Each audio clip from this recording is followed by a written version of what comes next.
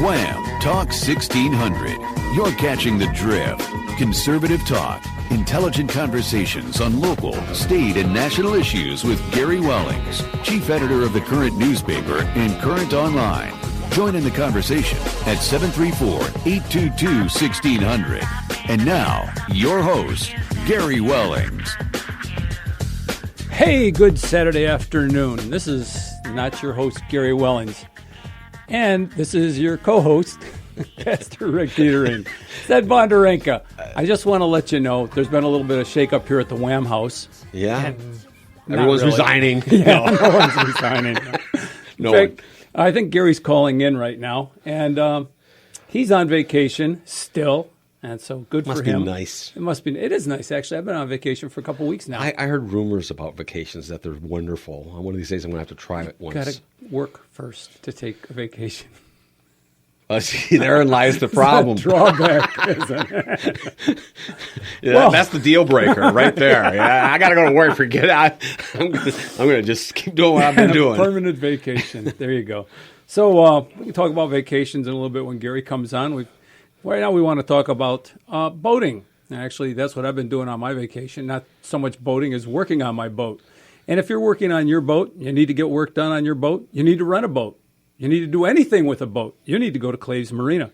Claves Marina, 734-426-4532 at 8789 McGregor Road in Pinckney. They can help you out with maintenance on your boat. They can help you out with buying your boat. They can take trade-ins. They can rent you a pontoon boat. Yep. You bought your pontoon boat there, did you? I've rented pontoons from them. Yes, I've rented pontoons. They're wonderful, and they're great boats, and you get right out on the lake. And the wonderful thing about rental is you don't have to worry about the upkeep and taking your whole vacation, maintaining your boat. They do it for you when you rent it. You know, hey, rental is a wonderful way to go. Yep. So once again, that's 734-426-4532, Claves Marina, or www.claves, Klaves, marina.com, C-O-M. So I always like to spell that out. Why, you don't give our listeners enough credit to being able to know how to spell com? Whenever I spell, my email address is my first name at lastname.com. And when you spell my last name, you're just in the habit of spelling, and you end up spelling out the .com, too. Yeah, why don't you go ad.com, you know? Yeah.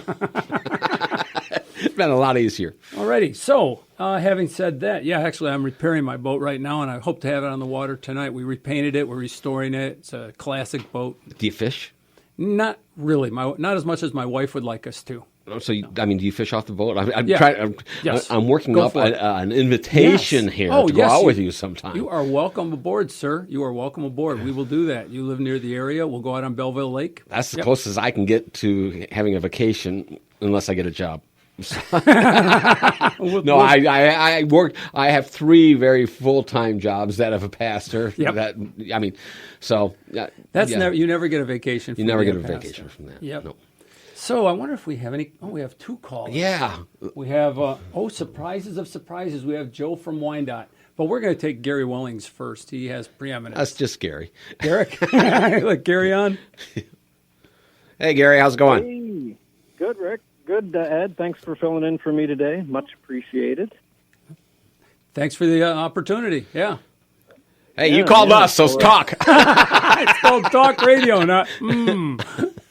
Yeah, no, it's I'm living my dream, right? If you don't have a dream, what else are you doing with it? So I'm down relaxing poolside and trying to figure out a way to not come back. I'm sure I figure that one out, but I'm thinking about it. Well, yeah. Hey, It with just the takes money advent and a will. of cell phones, hey, you can call in every Saturday and run your show from run your show from poolside. Call the show, change it from the drift to poolside with Gary. That's right. I could drift on the pool while I'm talking on the radio. That would be perfect. But so you guys got a lot to talk about today, and I'm not going to keep you real long because I want you to get into the Scaramucci, the Reince Priebus, and all I want to say about Reince. Oh no, I didn't pick any of those topics. Oh no. Oh my gosh, I would hope that you had. But I think some of us have said from the beginning that he was just picked by Trump because Trump's a magnanimous guy, and he wanted to try and work with the GOP establishment. Mm-hmm. And obviously, the GOP establishment doesn't want to work with President Trump.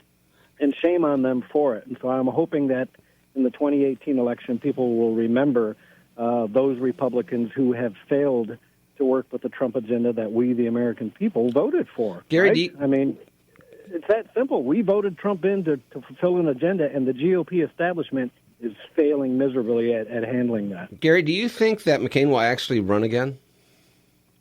Ever? And when? I can only pray that he does not. I wish no ill on anybody, but I hope he does not run again for any number of reasons would be fine with me. Just don't run, Mr. McCain. Benedict McCain does not belong in the House of Power of the Senate. He really doesn't. He's a disgrace. We're going to get into that later. Yeah. You know, I want to say this, and I say this as a pastor. Anytime anybody but now brings up McCain, they have to say, well, I don't wish him any ill. No one ever wishes the man pain and suffering and stuff like that. But we're talking about a man in office that we don't want in office. So, I mean, we don't have to sit there and wish for his death to say we don't want him reelected. We don't wish for his death. We don't wish for his pain. We do wish that he was not in office. Yeah, simple enough, no matter what the reason. That's Hopefully exactly for his own right. best reasons. And if you notice on top of the Daily Drift today, which is Ed, yeah, the news you need to know, you missed it. See, I'm trying to help you out, man, even from a distance, right? But you'll Can we do it over? Top of the Daily Drift, you'll see at the top of the Daily Drift we have what's near and dear to my heart that we've been talking about a long time. Kid Rock is leading in the polls for Senate, even though he has not filed yet and may not file. He may not. That's absolutely right. He may not. Yep. I don't think he will, but that's my opinion. Yeah. You're still thinking not? I don't know. I think he's kind of weighing it and seeing how many people will actually run, or will support him. And what I'm seeing on Twitter, he's got a lot of support. So who knows? I want a Republican in there. That's what I want. I want a Republican in there. I want the best Republican in there that can win, almost like a Reagan-like approach, right? Let's get the best Republican, best conservatives that can get.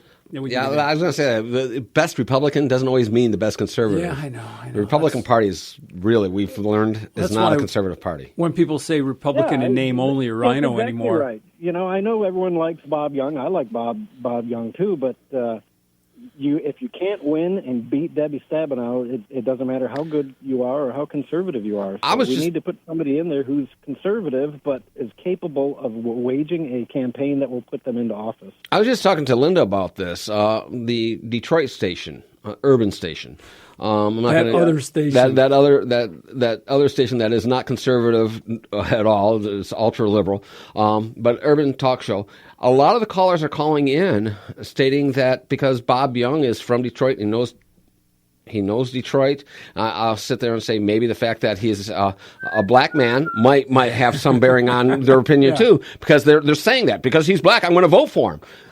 It looks like he could do a lot of strong pulling in Detroit, and then you have everyone else that's not going to vote based on race, but on policy will vote for him too. So I actually think that Bob Young has an excellent chance of beating Stabenow. I think he's got a better than 50-50 chance if he runs. That's all you need in politics, better than 50-50. He needs to do more than what he's doing right now, because you know what? I am not seeing him out there enough. You have to be bold, brash, and vocal, and I'm not seeing it on Twitter. I'm not seeing it on Facebook, and that's what you have to be on. You have to be out there being loud and, dare say, slightly controversial. I'll say this much. Bob does. We're still early, but Bob does know how to run a statewide campaign. He's done it for himself, and he's done it for a number of other justices that ran.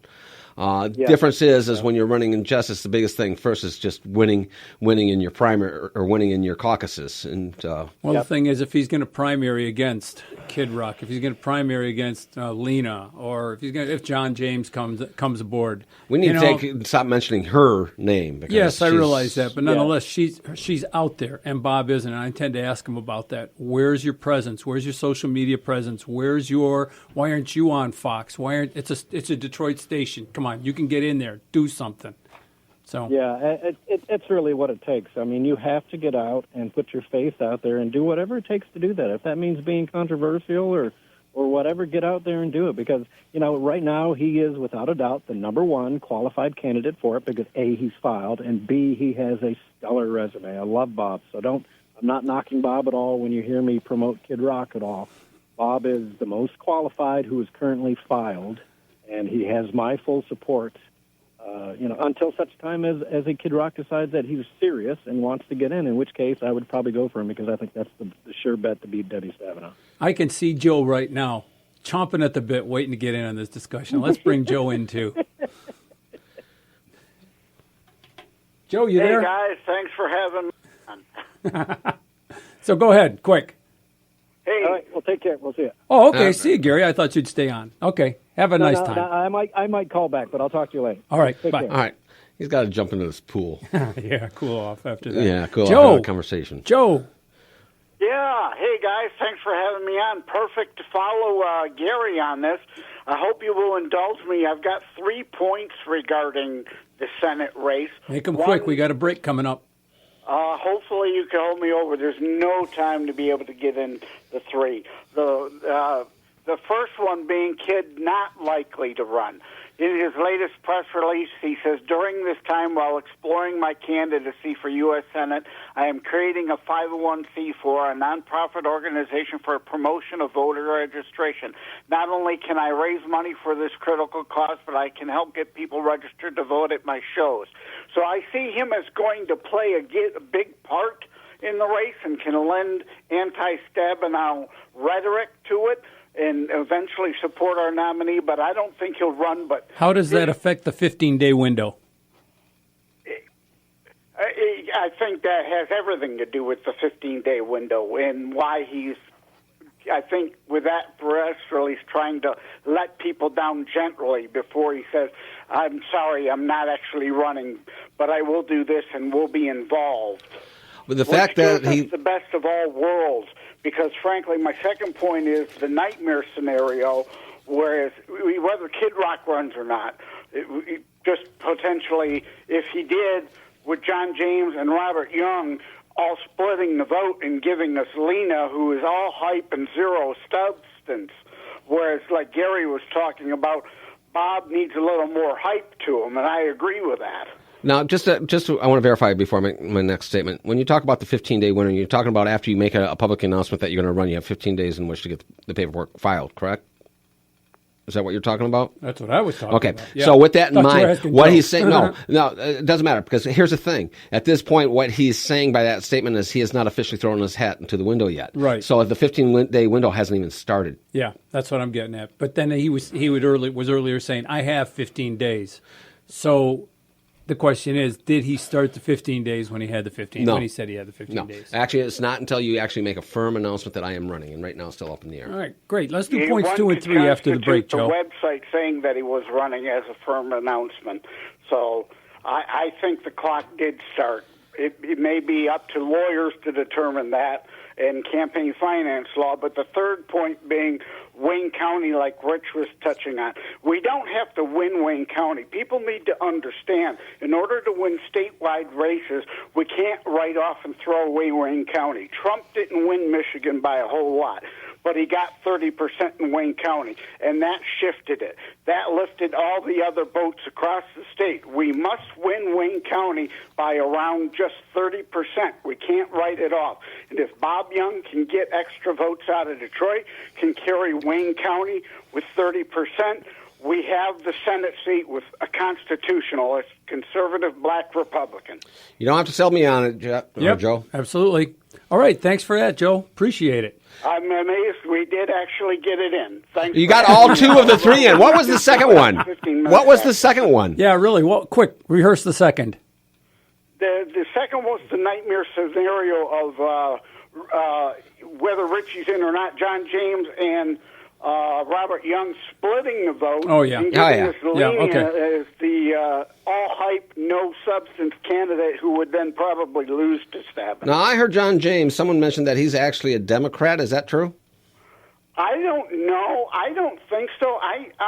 I believe in him. I like him. And as I've said on previous shows, if I were forced to choose the outsider candidate of either James or Epstein, I'd go with John James. Given his like testimony, his war background, we've had luck with Bergman in the 1st Congressional District in Michigan. He can campaign side by side with him. It's worked well with Joni Ernst and Tom Cotton in the Senate. So